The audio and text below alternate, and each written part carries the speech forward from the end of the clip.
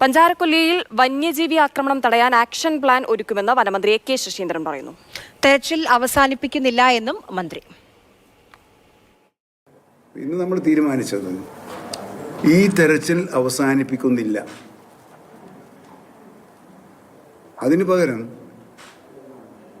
വയനാട് ജില്ലയിലെ 3 ഡിവിഷനുകളായി നിൽക്കുന്ന 6 റേഞ്ചുകൾ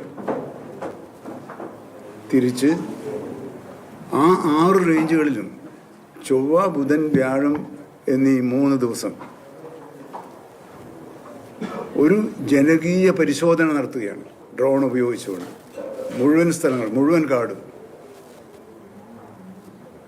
കാടെന്ന് പറയുമ്പം നേരത്തെ മാധ്യമങ്ങളിലൂടെ ചിലർ ഉത്കണ്ഠ പ്രകടിപ്പിച്ച ചില പ്രശ്നങ്ങളുണ്ട്, പ്രദേശങ്ങളുണ്ട്.